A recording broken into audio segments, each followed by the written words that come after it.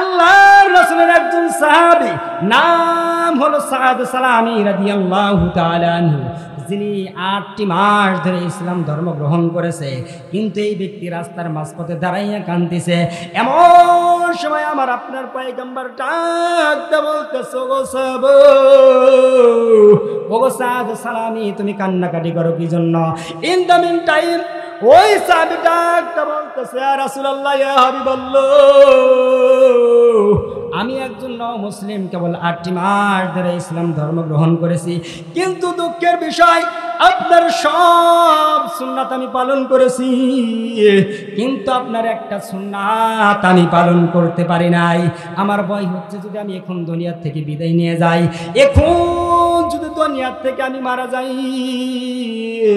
আল্লাহ আমাকে একটা সুন্নাত না পালন করার কারণে আমার মনে হচ্ছে আল্লাহ তাআলা কাল কঠিন কিয়ামতের ময়দানে ঘাড় ধাক্কা দিয়ে জাহান্নামে দিবে। চিৎকার মেরে বলেন না নাউযুবিল্লাহ। আল্লাহর রাসূল বললেন, সাহাবী তুমি কোনো টেনশন করিও না, আমার একজন বিশিষ্ট সাহাবী রয়েছে, সাহাবীর নাম হলো আমের ইবনে ওয়াহাব রাদিয়াল্লাহু তাআলা আনহু। তার একটা সুন্দরী একটা মেয়ে আছে, যে মেয়েটা হলো হুরে মদিনা। মদিনার মধ্যে সবচাইতে সুন্দর মেয়ে। যাও তুমি বলো আল্লাহর রাসূল পাঠাইছে, আমার কথা বলো, আমার পক্ষে থেকে তুমি বিবাহের প্রস্তাব দিয়ে দাও। ইন দ্য মিন টাইম সাহাবী সাদ রাদিয়াল্লাহু তাআলা আনহু এক তো দেখে বলতেছে, আসসালামু আলাইকুম ইয়া আহলাল বাইত। ঘরের মধ্যে থেকে উত্তর আসলো, কে গো ভাই? ডাকতে বলতেছে, চাচা গো, আল্লাহর রাসূল আপনার কাছে পাঠাইছে, আপনার নাকি একটা সুন্দরী মেয়ে আছে, ওই মেয়েটা একটু আমার সঙ্গে বিবাহ দেওয়ার জন্য বলেছে। বলে আমার মেয়ে ছাড়া কি আর মদিনার মধ্যে কোনো মেয়ে নাই? ডাকতে বলতেছে, চাচা গো, আমি সাদ সালামী নব মুসলিম, মাত্র 8 মাস ধরে আমি ইসলাম ধর্ম গ্রহণ করেছি, কিন্তু দুঃখের বিষয় হলো চাচা গো, এই যে আমার গায়ের রংটা কালো, আমার ক্ষত বিক্ষত জায়গা জায়গা, আমার ঠোঁটটা কেমন যেন নিচের দিকে, তারপরে এই মক্কা মদিনার মধ্যে মনে হয় আমার মতো গরিব একজন কোনো সাহাবী নাই, সেই জন্য আল্লাহর রাসূল আপনার কাছে পাঠাইছে আপনার মেয়েটা আমার সঙ্গে বিবাহ দেওয়ার জন্য। আপনার তো সুবহানাল্লাহ ঠিকই কইছেন। ওই আমর ইবনে ওয়াহাব রাদিয়াল্লাহু তাআলা আনহু সুবহানাল্লাহ কইছে, আপনারা কেউ বিয়ে দিবেন? আমরা দেব না, কিন্তু সুবহানাল্লাহ ঠিকই বলবো, কথা কোন ঠিক কি না? এবার ওই সাহাবীকে বলতেছে, তোমার সঙ্গে বিবাহ দেব না, এই মদিনার মধ্যে তোমার মতো কালো কুৎসিত একটা কোনো যুবক নাই। শুধু তাই নয়, তুমি একজন গরিব সাহাবী, দুনিয়ার মধ্যে কেউ মিয়া বিবাহ দেয় না, আমার কিসের জন্য দরকার পড়ে গেছে তোমার সঙ্গে বিবাহ দেব? এবার সাদ সালামী রাদিয়াল্লাহু তাআলা আনহু ডাকতে বলতেছে, চাচা গো, আল্লাহর রাসূল বলেছে আপনার মেয়ের সঙ্গে যদি আমার সঙ্গে বিবাহ দেন, তাও আমি আল্লাহর জান্নাতি, না দিলেও আমি সাদ সালামী আল্লাহর জান্নাতি। এই কথা যখন বলিয়া চলে আসতেছে বাজান, হাঁটি হাঁটি পা পা করে যখন আল্লাহর রাসূলের দরবারে আসতেছে, ইন দ্য মিন টাইম তার মেয়ে ছিল একজন রূপবতী গুণবতী। ডাকটা বলতেছে, বাবা গো, ওই যে 9 জন কি জন্য আপনার কাছে এসেছিলাম একটু জানবার চাই। বাবা ডাকটা বলতেছে, মা গো মা, ও মা, তোমার কোনো জানার দরকার নাই, দেশের মধ্যে মিয়া পাই নাই, বলতেছে তোমার সঙ্গে বিবাহ দেওয়ার জন্য। বলে পাঠাইছে কে? বলে পাঠাইছে আমার রাসূলুল্লাহ। মিয়া ডাক দেখাই, বাবা গো, তুমি যদি বাঁচবার চাও তাড়াতাড়ি যুবককে ফেরত দিও না, পাঠাইছি কিন্তু আল্লাহর রাসূল। আল্লাহর রাসূলের হাদিস তুমি শোনো না, আল্লাহর রাসূল বলেছেন, লা ইউমিনু আহাদুকুম হাত্তা আকুনা হাব্বা ইলাইহি মিন ওয়ালিদিহি ওয়া ওয়ালাদিহি ওয়ান নাসি আজমাইন। ততক্ষণ পর্যন্ত একটা মানুষ পরিপূর্ণ ঈমানদার, পরিপূর্ণ মুসলমান হইতে পারবে না, যতক্ষণ পর্যন্ত স্ত্রী সন্তানাদি যা আছে সব চাইতে নবীকে মহাব্বত করতে না পারবে। এবার ডাকতে বলতেছে, বাবা এই সাহাবী যদি তুমি মনের কষ্ট লইয়া চইলা যাই, আল্লাহ রাসূল বদদুয়া দিলে কিন্তু তুমি যত বড় সাহাবী হও তোমার জন্য আল্লাহর জান্নাত হারাম হয়ে যাবে। এবার ডাকতে বলতেছে, ও সাদু সালামি ভাতিজা গো, বাবা আমার ভুল হয়ে গেছে, কিন্তু আল্লাহর রাসূলের দরবারে তুমি চইলা যাইও না, আমার মেয়ের সঙ্গে তোমাকে বিবাহ দিয়ে দিব। এবার হাসা শুরু করে দিছে। বললেন ঠিক আছে। আল্লাহর রাসূলের কাছে গিয়ে বলতেছেন, নবী গো, ও গো আল্লাহর পয়গম্বর বিবাহ দেবে। বলে বিবাহ দেবে, ঠিক আছে, কিন্তু যৌতুক যে আমরা বর্তমান যুগে ফরজ করেছি, দিনমোহর দিতে হবে, কথা কোন ঠিক কি না? আল্লাহর রাসূল বললেন, সাদ সালামি, তাহলে কিন্তু 400 দিরহাম দাও, ওই মিয়াকে কিন্তু দিনমোহর দিতে হবে। যুবক ভাইরা কথা কয় না কেন?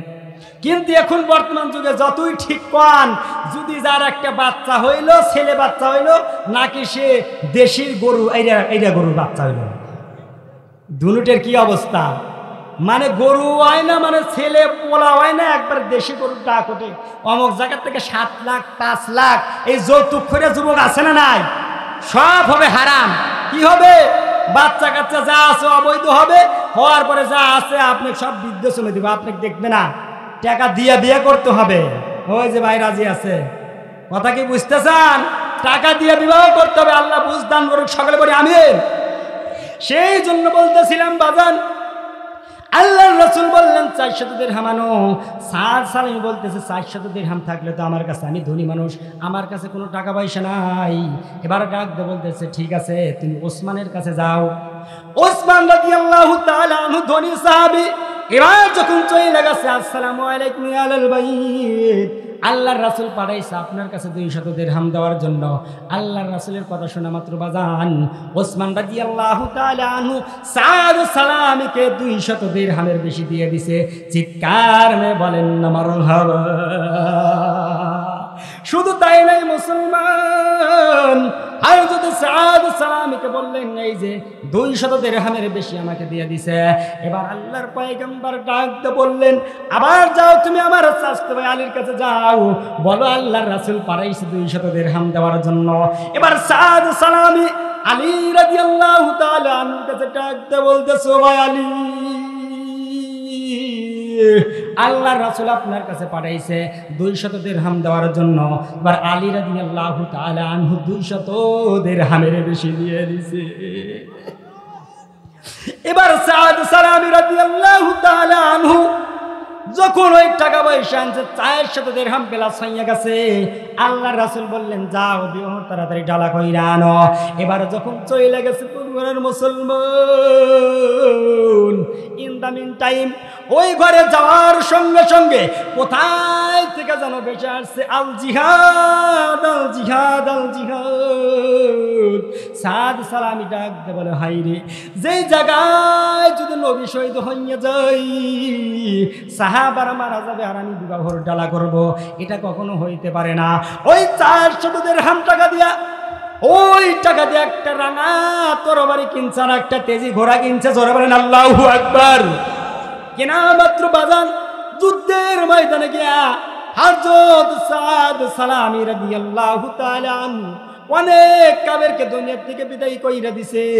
বিদায় কইরা দেওয়ার পরে এরকম করতে করতে একজন কাফের এসে সাদ সালামিকে এমন ভাবে হত্যা করছে বাজান, তাকে শহীদ করে দুনিয়া থেকে বিদায় করে দিয়েছে। আল্লাহর রাসূল যুদ্ধ শেষে সাহাবাদেরকে ডাকতে বললেন, ও আমার সাহাবারা রে, দেখো কোন কোন সাহাবা আমার শহীদ হইয়া গেছে। অনেক সাহাবী লাশ আনার পরে দেখতেছে, হাই রে, ওই যে একজন কালো সাহাবী পইরা আছে, যার শুধু হাতটা কালো, মুখটা কালো, পুরা বডি ক্ষত বিক্ষত, কেমন যেন দাগ হইয়া গেছে। আল্লাহর রাসূল বললেন, এই সাহাবীকে কে তোমরা চেনো না? আল্লাহর রাসূল ওই সাহাবীকে এইরকম ভাবে বুকের মধ্যে নিয়ে কান্দার কই, হাই রে, এই যে আমার সেই সাদ সালামি নব মুসলিম 8টি মাস ধরে ইসলাম ধর্ম গ্রহণ করেছে। আল্লাহর রাসূল কোলের মধ্যে নিয়ে কান্দার আফসোস করে, কান্নাকাটি করতে করতে ইন দ্য মিন টাইম আল্লাহর রাসূল কিছুক্ষণের মধ্যে মুস্কি হেসে ফেলাইছে। জোরে বলেন সুবহানাল্লাহ। এইরকম ভাবে কান্না করতে করতে হাই হাইসা ফলাইছে। আবার কিছুক্ষণ পরে হাসতে হাসতে মুখটা এরকম ভাবে সরাইয়ে নিয়েছে। সাহাবারা ডাকতে বললেন, ইয়া রাসূলুল্লাহ, ইয়া হাবিবাল্লাহ, আপনার সাদ সালামি দুনিয়া থেকে বিদায় হয়ে গেছে। আপনি কান্নাকাটি করতে করতে আবার হাইসা ফেলাইলেন, আবার হাসতে হাসতে কি জন্য মুখটা এরকম ভাবে সরাইয়ে ফেলাইলেন, আমরা একটু জানবার চাই। আল্লাহর রাসূল বললেন, সাহাবারা রে, আমি যা জানি তোমরা তা জানো না। এই সাদ সালামি আমার জন্য তার জানকে ত্যাগ করে দিয়েছে, তার বিবাহ বন্ধ হয়ে গেছে, কিন্তু দুনিয়া থেকে বিদায় হলে কি হবে? আল্লাহ তাআলা তাকে জান্নাতের মধ্যে বিবাহের ব্যবস্থা করে দিয়েছে। শুধু তাই নয়, আমি রাসূল দেখতেছি সাহাবীকে যখন কোলের মধ্যে নিয়েছি, আল্লাহ তাআলা তার জন্য জান্নাতের মধ্যে বিবাহের একটা আমজাম ব্যবস্থা কইরা ফেলাইছে। ইন দ্য মিন টাইম দেখতেছি এইরকম ভাবে শত শত হুরে গেলমান সাদ সালামির গায়ে হলুদ দেওয়ার জন্য আসতেছে। আসার পরে ওই রকম ভাবে তাদের গায়ের থেকে কাপড়টা বইরে গেছে। আমি রাসূল শরম পাইছি, যার কারণে তার থেকে মুখটা আমি সরাইয়ে নিয়েছি। আর একটু জোরে জোরে বলেন না সুবহানাল্লাহ।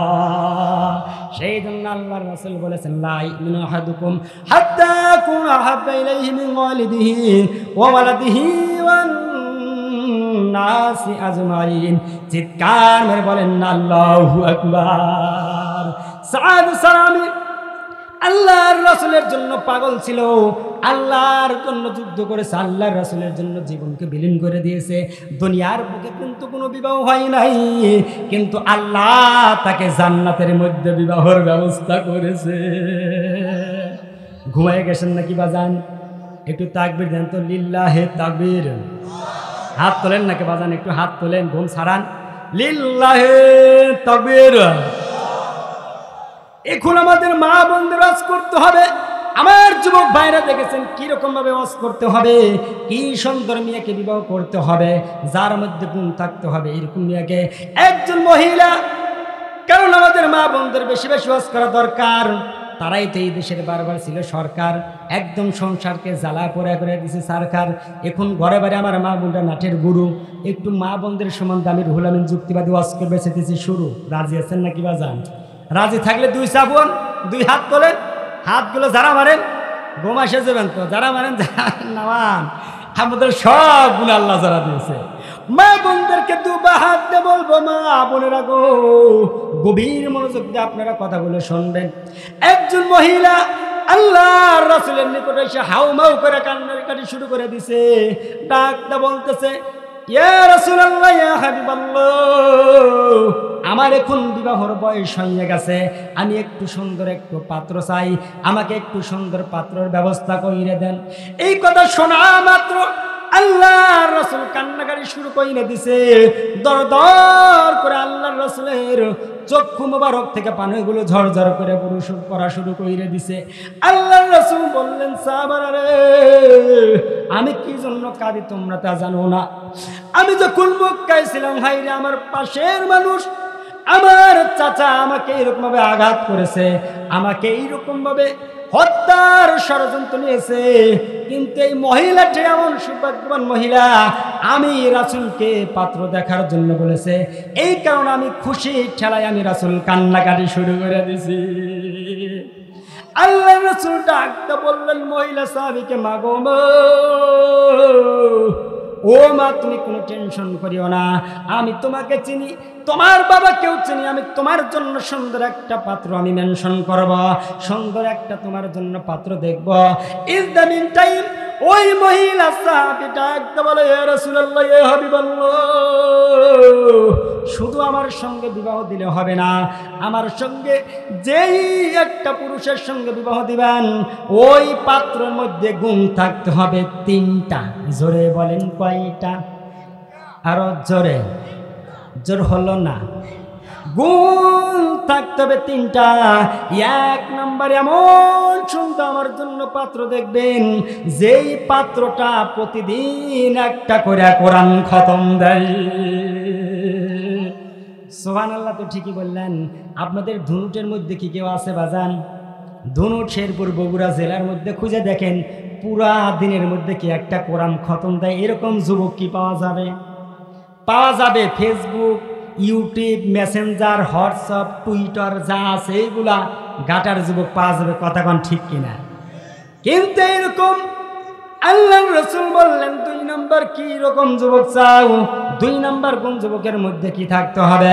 আল্লাহর রাসূলকে ডাকতে বললেন, ইয়া রাসূলুল্লাহ, ইয়া হাবিবাল্লাহ, 2 নম্বর ওই যুবকের মধ্যে কোন থাকতে হবে? ওই যুবকটা প্রতিদিন দাঁড়াইয়া দাঁড়াইয়া নফল নামাজ পড়বে। সারা রাত দাঁড়ায় দাঁড়ায় নফল নামাজ পড়তে হবে। আল্লাহর রাসূল বললেন 3 নম্বর গুণ কি থাকতে হবে? আল্লাহর রাসূলকে ডাকতে বললেন, ইয়া রাসূলুল্লাহ, ইয়া হাবিবাল্লাহ, 3 নম্বর গুণ থাকতে হবে, আমার যার সঙ্গে বিবাহ দিবেন ওই যুবকটা যেন সারা বছর রোজা রাখে। আল্লাহর রাসূল বললেন, ঠিক আছে, তুমি কোনো টেনশন করিও না মা, আমি এইরকম যুবক মেনশন করব তোমার জন্য। এবার আল্লাহর রাসূল যখন মসজিদের নববীর ভিতরে নামাজ পড়িয়া সাহাবাদের দিকে মুখ ঘুরাইয়া, আল্লাহর রাসূলের নিয়ম ছিল কোনো গুরুত্বপূর্ণ যদি কথা দেখতে পান 3বার আল্লাহর রাসূল মানুষদেরকে শোনাইতো, সাহাবাদেরকে বলতো ইন দ্য মেন টাইম। আল্লাহর রাসূল বললেন, কে ব্যক্তি এমন আছে প্রতিদিন একটা করে কোরআন খতম দাও, 2 নম্বর সারা রাত দাঁড়া দাঁড়া নফল নামাজ পড়ো, 3 নম্বর যুবকের মধ্যে গুণ হইল যুবক সারা রাত দাঁড়াইয়া দাঁড়াইয়া নফল নামাজ পড়ে। কেউ কোনো কথা বলে না ইন দ্য মেন টাইম। 3বার যখন বলেছে, একজন হ্যাংলা পাতলা যুবক দাঁড়াইয়া বলতেছে, ইয়া রাসূলুল্লাহ, ইয়া হাবিবাল্লাহ, আমার জান আপনার জন্য কোরবান হোক। ওই আল্লাহর কসম যে আল্লাহর হাতের মধ্যে আমার কুদরতি জান, এই 3টা আমল আমার মধ্যে বিদ্যমান। হযরত ওমর রাদিয়াল্লাহু তাআলা আনহুর রাগ কম না বেশি? অবশ্যই কিন্তু বেশি। যেই রাস্তাতে একদিন চলছে 40 দিন কিন্তু শয়তান যাওয়ার সাহস পায় নাই, কথা কন না কে? আর যার ব্যাপারে আপনাদের প্রত্যেকে জানা আছে, আল্লাহর রাসূল বলছেন, আশাদুহুম ফি আমরিল্লাহিল ওমর আশাদ, এইরকম ভাবে তার দিলটা একদম সফট। এই ওমর রাদিয়াল্লাহু তাআলা আনহু তার দিকে রাঙা রাঙা চা থাকে আর বলে, হাই রে, মনে মনে বলতেছে, এই যুবক তো দেখতেছি মদিনার বাজারে সব সময় করে, উই আবার কখন কোরআন খতম করে, উই আবার কবে রোজা রাখে, অত সবসময় খাইতে দেখি। 3 নম্বর উই আবার সারা রাত কখন নফল নামাজ পড়ল। কিন্তু যেহেতু আল্লাহর রাসূল জীবিত, যত বড়ই মরদ থাকে আল্লাহর রাসূলের সামনে কথা বলার অধিকার কেউ রাখে না। চিৎকার মেরে বলেন না মারহাবা। এবার যখন তাদের সঙ্গে বিবাহ হয়ে গেল, ওমর রাদিয়াল্লাহু তাআলা আনহু মনে মনে বলে, সুন্দরী মিয়া পাইছে, এর মধ্যে কোনো আমল নাই, বিয়েটা করে ফেলাইছে, দেখি কি হয়। এবার ঠিক 3 মাস পর আয়েশা মেয়েটা ডাকতে বলতেছে, আসসালামু আলাইকুম ইয়া রাসূলুল্লাহ, ইয়া হাবিবাল্লাহ, আপনি যে আমাকে একটা স্বামী দিয়েছিলেন, আমার জন্য একটা যে এরকম ভাবে যুবক নির্ধারণ করেছিলেন, আমার জীবন সঙ্গী নির্ধারণ করেছিলেন, 3টা মাস হইলে আমি তার সঙ্গে ঘর সংসার করেছি। আল্লাহর কসম, আল্লাহর কসম, ওই যুবকের মধ্যে 3টা আমল তো দূরের কথা, একটা আমলও নাই। চিৎকার মেরে বলেন না নাউজুবিল্লাহ। এবার ওমর ডাক দিয়ে বলতেছে, ইয়া রাসূলুল্লাহ, ইয়া হাবিবাল্লাহ, আপনি একবার অনুমতি দেন, ওই যুবকের গর্দান আমি একদম কাইটা শেষ করে দেব, আর ধর আলাদা কাল্লা আলাদা কইরা দিব। আল্লাহর রাসূল বললেন, ওমর থামো। হ্যাঁ, ওমর তো রাগ করা যাবে না, বাদী বিবাদীকে ডাকতে হবে, কথা কোন ঠিক কিনা? আর আপনারা জানেন যারা ওয়াদা খেলাপ করে তারা কি? মুনাফিক। কথা কি বোঝা যাচ্ছে? অবশ্যই মুনাফিক, কিন্তু জাহান্নামে যাবে, এটাই ঠিক। খ্রিস্টান, বৌদ্ধ, ইসলাম ধর্মবাদী যারা আছে সবাই জাহান্নামে যাবে, এইটাই ঠিক। তারা জাহান্নামের নিচে যাবে, আল্লাহ কথা বলে নাই। কিন্তু আল্লাহ মুনাফিকের ব্যাপারে বলেছে, ইন্নাল মুনাফিকিনা ফিদ দারকিল আসফালি মিনান নার। কথা কন না কে? মুনাফিক যারা ওয়াদা খেলাপ করে, এরাই কি? এরা জাহান্নামের নিচে যাবে, আল্লাহ এইটা বলেছে। কত রাগ তাহলে আল্লাহ তাআলার মুনাফিকের উপর, হিসাব কিতাব করে কথা বলতে হবে।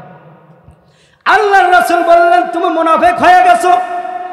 এবার ডাকতে বললেন, ওগো সাহাবী, 3 মাস হইলে তোমার সঙ্গে বিবাহ দেওয়া হয়েছে, তোমার খবর কি? এবার সাহাবী ডাকতে বলে, রাসূলুল্লাহ ইয়া হাবিবাল্লাহ, ওই আল্লাহ তাআলার কসম, আল্লাহ তাআলার কসম, যার কুদরতি হাতের মধ্যে আমার জান, আমি এই 3টা আমল করি। ওই মেয়েটা বলতেছে 3টা আমল ওর মধ্যে নাই। আর এবার সাহাবী বলতেছে কি আছে? এবার আল্লাহর রাসূল বললেন ঠিক আছে তুমি একটু বলো। এবার ডাকতে বলতেছে, ইয়া রাসূলুল্লাহ ইয়া হাবিবাল্লাহ, আপনার পবিত্র জবান দ্বারা আমি শুনেছি যেই ব্যক্তি বলেছেন, যেই ব্যক্তি ইশার নামাজ জামাতের সঙ্গে পড়বে আর ফজর নামাজ জামাতের সঙ্গে পড়বে, আপনি নিজের পবিত্র জবান দ্বারা আপনি ঘোষণা করে দিয়েছেন সেই ব্যক্তি সারা রাত দ্বারা দ্বারা নফল নামাজ পড়লে যেই পরিমাণ সব, ওই পরিমাণ সব বান্দার আমল নামায় লিখে দেয়। এবার মেয়েটি পর্দার থেকে ডাকতে বলতে চাল্লো, স্বামীর জন্য আসলে অভিযোগ আমি ভুল করেছি। আমি যদি বলতাম ইয়া রাসূলুল্লাহ ইয়া হাবিবাল্লাহ, আমার স্বামী একটা আমল করে আর 2টা আমল করে না, এখন দেখতেছি মহাবিপদে পড়ে গেছি। এবার সাহাবীকে ডাকতে বলতেছে, সাহাবীরা রে, 2 নম্বর আমল তুমি কবে রোজা রাখলে একটু আমাকে বলো। এবার সাহাবী ডাকতে বলতেছে, ইয়া রাসূলুল্লাহ ইয়া হাবিবাল্লাহ, আমি তো আপনার সাহাবী, আপনার পবিত্র জবান দ্বারা আপনি বলেছেন মান সামা রমাদান সুম্মা আতবাহু সিত্তাম মিন শাওয়ালিন কানা কাসিয়ামিদ দাহরি, যে ব্যক্তি রমজান মাসের রোজা রাখার পরে 6টি রোজা রাখবে, আল্লাহ তাআলা তাকে সারা বছর নফল রোজা রাখলে যেই পরিমাণ সব, ওই পরিমাণ সব বান্দার আমল নামায় লিখে দেয় আমার আল্লাহ।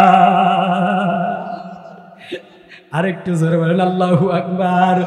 এবার মহিলা সাহাবী ডাকতে বলে, হাই রে, স্বামীর সঙ্গে আমি চরম বিপদে পড়েছি, স্বামীর সঙ্গে আমি চরম বেয়াদবি করেছি, কি জন্য আল্লাহর রাসূলের কাছে বিচার দিলাম। আল্লাহর রাসূল বলেছেন আইয়ু ইমরাতিন মাতাত ওয়া যাওজুহা আনহারাদিন দাখালাতিল জান্নাহ, জোরে বলেন সুবহানাল্লাহ। কোন স্ত্রী যদি মারা যায় আর স্বামী যদি বলে আল্লাহ আমার স্ত্রী ভালো ছিল, ওই স্ত্রীর জন্য আল্লাহর জান্নাত ওয়াজিব হইয়া যায়।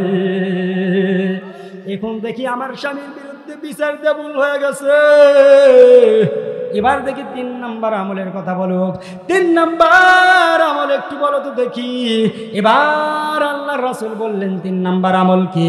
বলে 3 নম্বর আমল আপনি বলেছেন একটা দিন, প্রত্যেক দিন একটা করে কোরআন খতম দেওয়া। এবার ডাকতে বলতেছে, ইয়া রাসূলুল্লাহ ইয়া হাবিবাল্লাহ, আপনি বলেছেন যদি কোনো আল্লাহর বান্দা বান্দি সূরা ইখলাস আদবের সহিত 3 বার পরে, আল্লাহ তাআলার মিল মুহাব্বত নিয়ে 1 বার পরে, আল্লাহ তাআলা তাকে একটা কোরআন খতম করার সওয়াব দিয়ে দেয়। আরেকটু জোরে বলেন সুবহানাল্লাহ। একটু তাকবীর দেন, লিল্লাহি তাকবীর।